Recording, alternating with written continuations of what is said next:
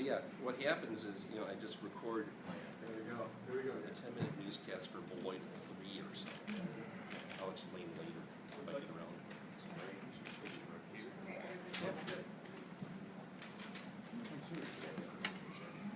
Oh, no problem. Give you my card, Joe.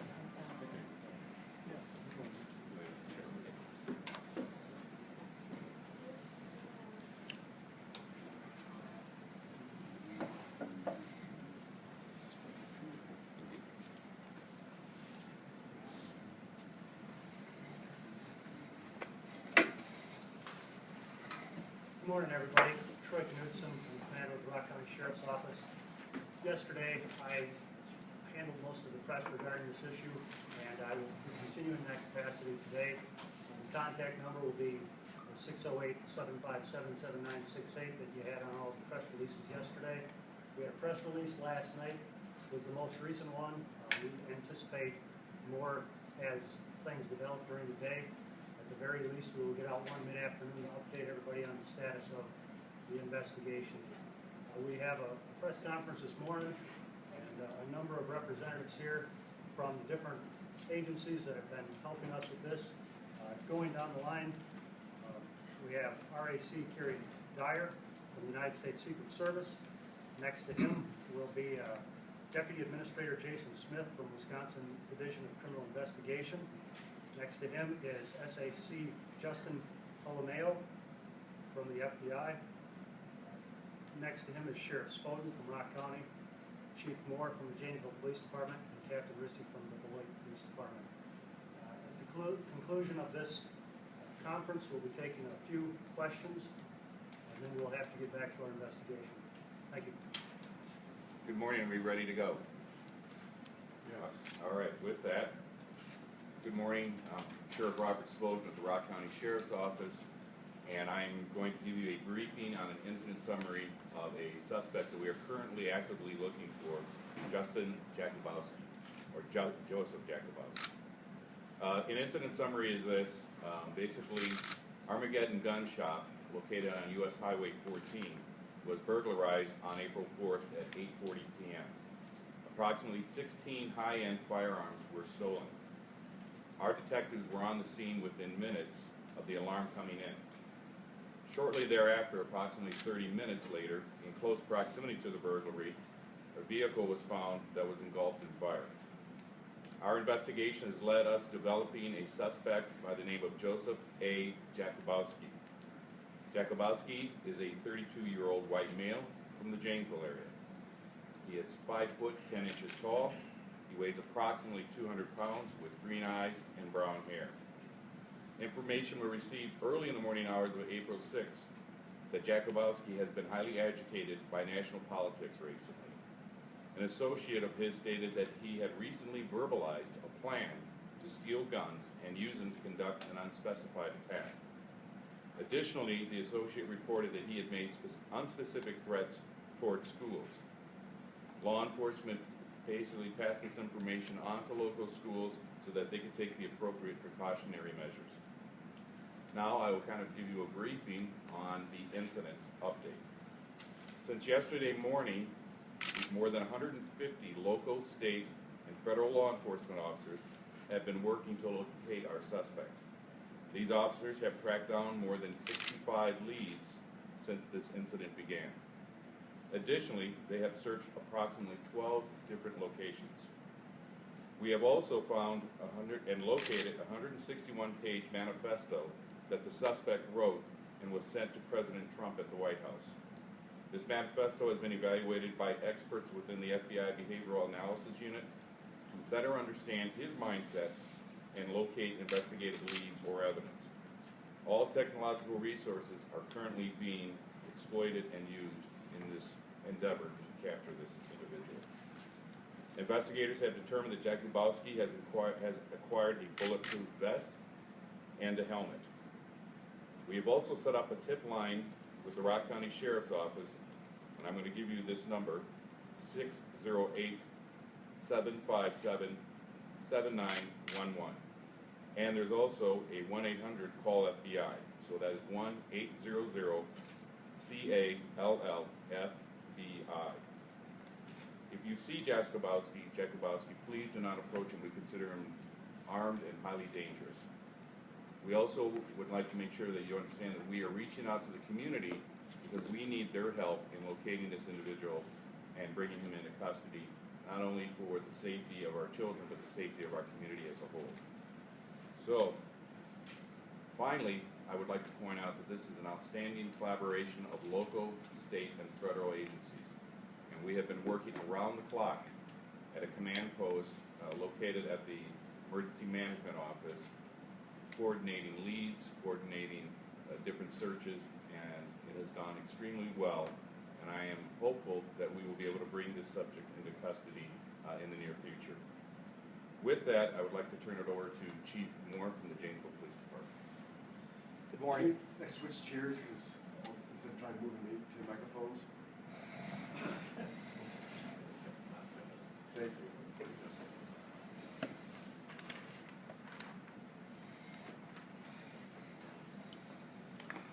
Good morning. I would also like to offer thanks to all law enforcement agencies that are working cooperatively on this investigation.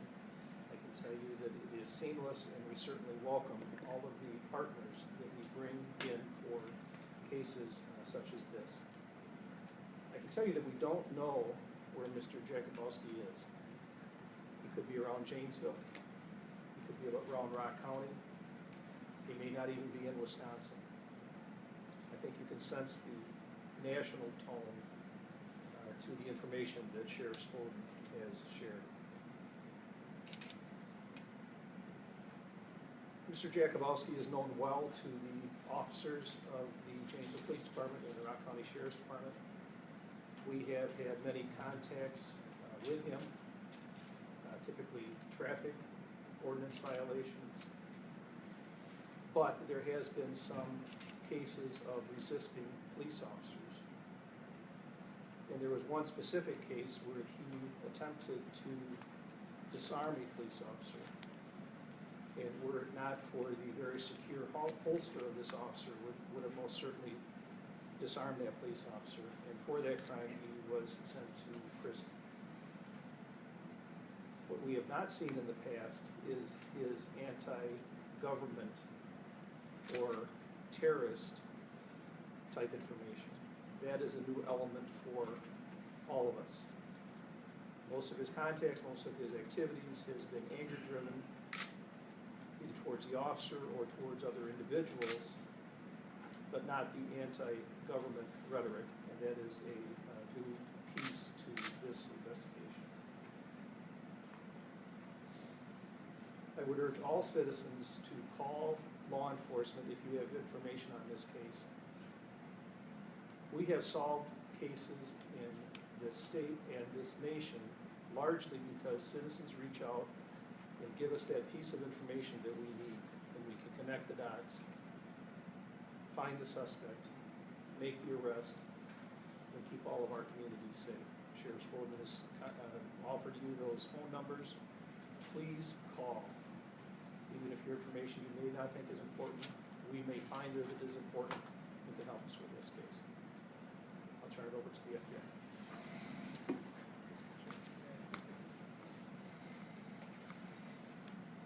Sir, can we get your name again one more time? Good morning. I am Justin Tolomeo. I am the Special Agent in charge of the FBI's Milwaukee Division, which covers all of the state of Wisconsin.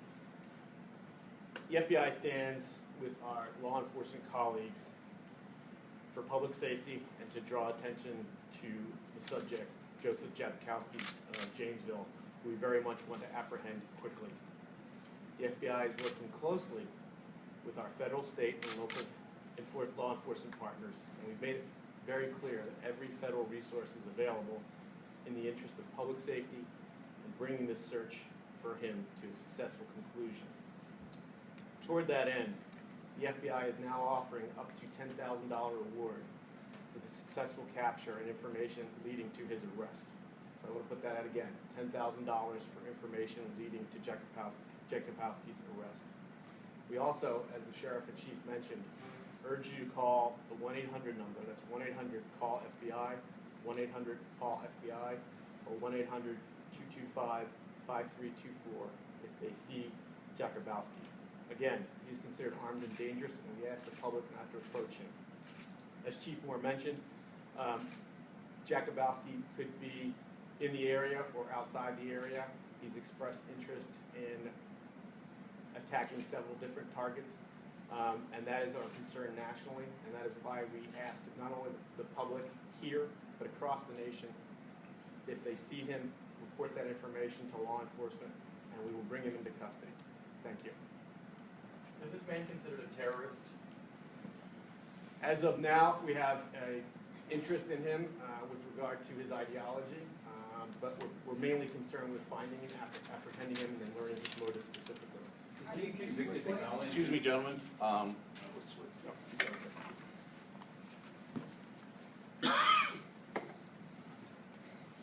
Just want to basically, so we have some ground rules on the questions. We're more than willing to answer your questions, but just so you understand, we're not going to get into specifics of the investigation because we are following certain leads and we don't want to jeopardize where we're currently at with the investigation.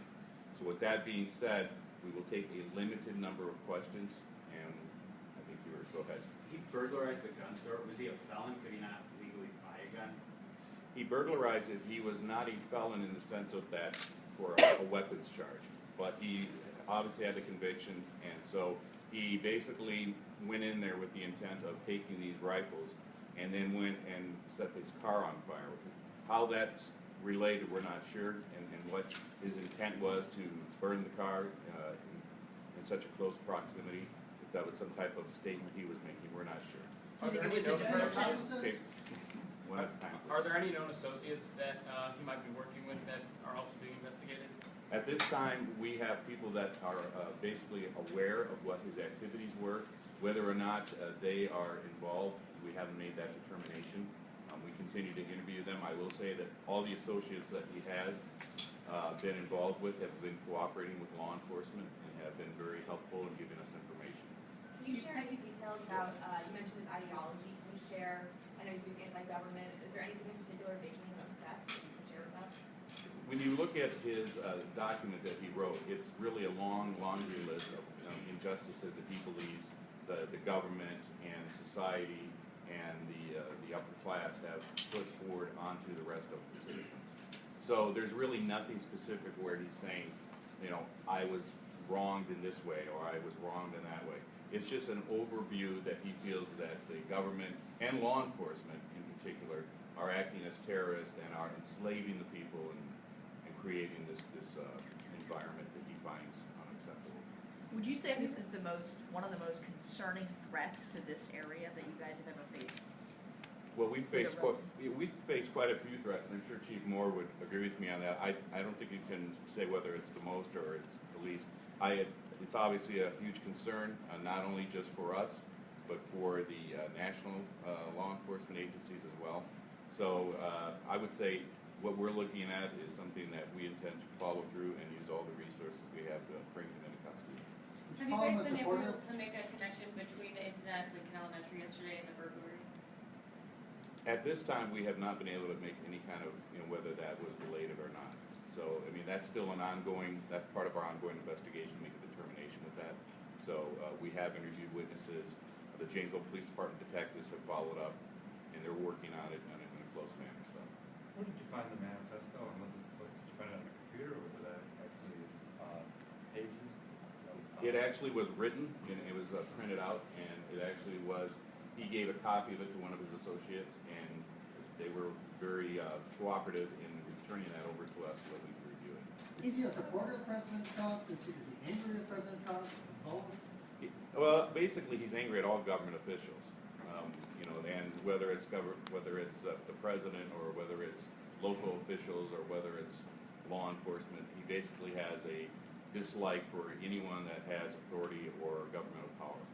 Can you determine how long this manifesto has been around? Did you write it recently or did you write it years ago? That's still part of the investigation. We're trying to make a determination on. Are these associates relatives, friends? Again, I'm not going to comment on that because it's still an ongoing investigation. So. Where do the threats to schools come in? Beg your pardon? Where do the threats to schools come into all of this? That came in from the Janesville Police Department conducting an interview with one of his associates, and he made statements that that was his intent to do that. And obviously, the Janesville Police Department took it very seriously, contacted us, and then we contacted all the other law enforcement agencies in Rock County, and we continue to monitor the schools. And I know that the schools have taken it upon themselves to do certain precautions to make sure that the children are safe. While we're on the topic of the Please, break just for 3 or Easter, 4 more questions, and then we're gonna have to call this. while we're on About the break topic for of the Easter schools, recess, Sheriff, how does this impact Paul Ryan is, coming back do you to the believe, district if he wants? at this point, we got some schools that were locked down yesterday, soft lockdown, lockdowns and closures today. Do you anticipate until this fellow is apprehended that that is going to continue for the schools? That's a decision that each school district has to make on their own. And so for me to tell them whether or not they should keep open or close is really not my place. So Okay.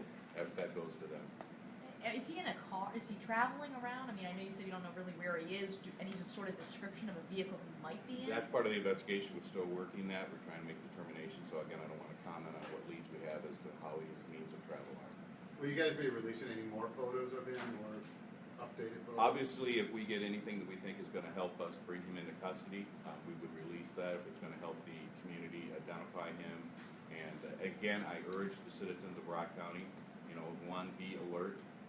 2, if you see him, contact law enforcement immediately. And more importantly, do not attempt to apprehend him and do not even approach him.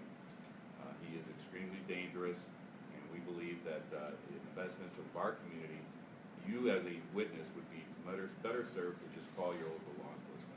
Do you have surveillance video of the gun store theft? Again, that's part of the investigation, which I'm not willing to How much ammo did he get from the theft? again, that's a part of a conversation I'm really not ready to share at this time because it's time to Will investigate. this impact Speaker Ryan's visit back home this weekend? Again, that's something that the Capitol Police, who's in charge of the security, they will make that determination along with the Friends and Secret family, Service. have they been cooperative thus far? Friends and family of the Of the suspect? suspect? Yes. All right, thank you, everyone. All of Thank you. these officials have additional duties they've got to get to. Appreciate your time. Like I said, you'll be getting further information through the day. If you need contact, that 757-7968 number is a good one to contact. Can you repeat that number again? 608-757-7968. 7966. 608-757-7968. See, I know always the worst one.